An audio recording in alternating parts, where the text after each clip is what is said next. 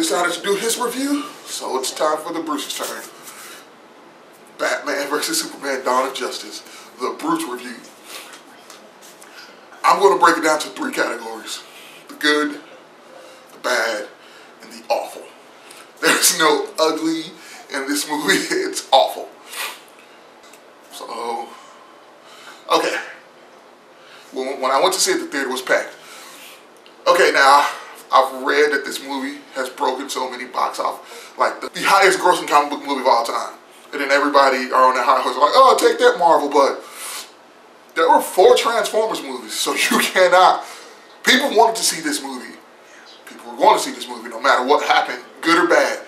This movie was going to break records, and it did. So let's get that out of the way and start with the good. The good, Ben Affleck, Batman. That's a shocker to me.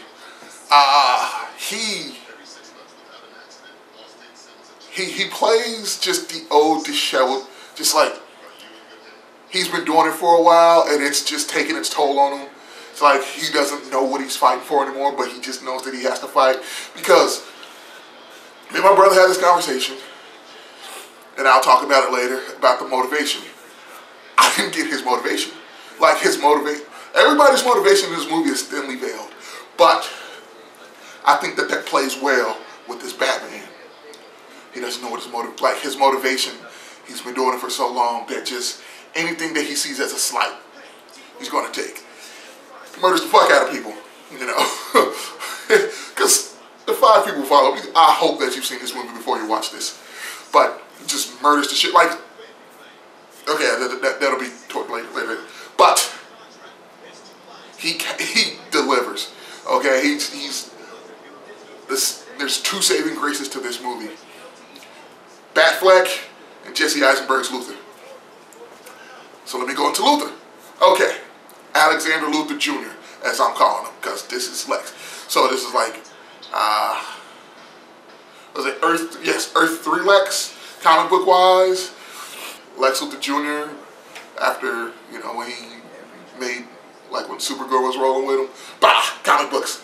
Because I'm going to talk a lot about comic books, because being a comic book fan helps me understand this movie more than the movie helped me understand this movie.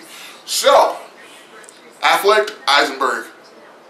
Eisenberg has his over-the-top moments, but it's not completely over-the-top. His over-the-top moments help you establish that he's the smartest guy in the room, and he has to go on these tangents to get his point across. And it's really like the scene at his house, you know, blah, blah, blah, blah, blah. But those are the 2 saving. That's the good. Eisenberg, Batfleck. The bad. The bad. Henry Cavill, Superman. This is his 2nd movie as the character, and nothing is established about him. His motives aren't established. You don't know what this you learn what Batman stands for throughout this movie more than you learned what Superman stands for, and this is his 2nd go around as the character.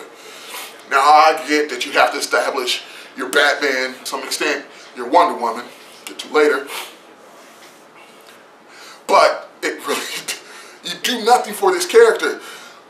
Lois Lane is just that, like everything about the Superman aspect seems just pushed upon you.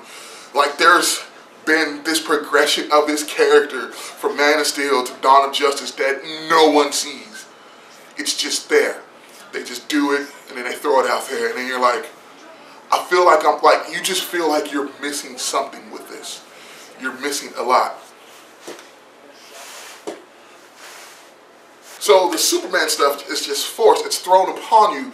You're supposed to care about these characters, and still nothing about these characters is explained.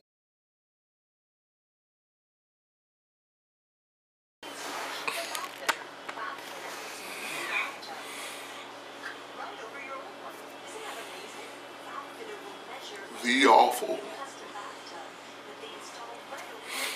The awful. Okay. The awful. The conflict. The conflicts are just terrible. Like the fight scenes are okay. it's like the action scenes. Like, you'll get excited watching the action scenes, but they just feel like they're placeholders until the forced conflict. Like the Superman-Batman fight was stupid. Like, you get why. Like, Clark's forced into that fight, but that fight could have been avoided if he just told him. Like, Batman's hatred of Superman is so stupid. I get, like, why, as I stated previously, about how I believe he's been doing it for so long. It's a range of motion for him now. But he's clearly seen something, like, you see that him investigating other things that would show, like, wow, this is kind of the bigger threat. But he's just so preoccupied with Superman for no reason. It's a thin grab at best. Wonder Woman shoehorned into this movie. Like, okay, now some of my venom for this movie is because of the atmosphere that I've seen it in, that I saw it in. Packed theater, people around me just wouldn't shut up, and the useless cheering. Like, Wonder Woman shows up and they just start clapping and cheering. It's like, watch the movie first, then clap and cheer. Like, I hate that aspect of a movie. Like, when I go to the movies, I have to be there super early just so I can avoid this. But it was the last time that me and my brother went to see a movie together for a while. We're probably going to go see more in August when we're together again. But it was like, okay, last outing with my brother, let's do this. We didn't even sit next to each other. If I was next to my brother, because when me and my brother go see a movie that we're interested in, even if we're not interested in, we give each other feedback during the movie. But it's very quietly. But it's not like, oh, yeah, no. So that took me out of the movie. But everybody's motivations, like, I got Luthor's motivation because I read comics. Like, it just seems like the comic book motivation to me while watching this, it just wasn't clearly explained. So that's the only reason why I kind of felt like where Luthor was coming from, but it's not explained, so there's nothing to it. It's awful. Now, the Justice League setup for this, that was terrible. Like, if there's a sequence that features a character, and if it was left at that, it would have been fantastic. But they had to keep going, and the best one was the Cyborg one, because it wasn't anchored by Cyborg, it was anchored by Joe fucking Morton, and that's you got a great actor there. So I applaud that, but it was useless to how it all came about. It didn't progress the story. Like, it seriously felt like it was the latest. The movie was filmed. It was like, all right, we got to build for the Justice League. Let's do it. Let's go film some Justice League stuff. And my heart, as a Flash fan, does not want Ezra Miller playing the Flash, but I will hold off on judgment. I'm still skeptical, but I'm not going to judge him. I mean, I'm going to judge him, but it's not going to be like, I'm not going to tell you my judgment on how I feel it about this character, other than I don't trust it until I see it just out there. Because at the current moment, Grant Gustin is the end all be all for the Flash. So you have to either go completely different, or you have to outdo that.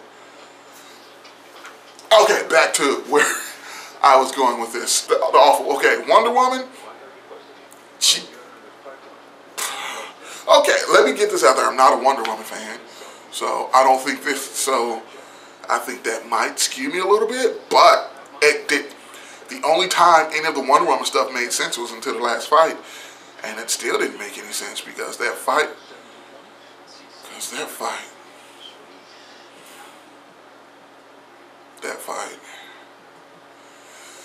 The Bruce dream sequences, those were pointless.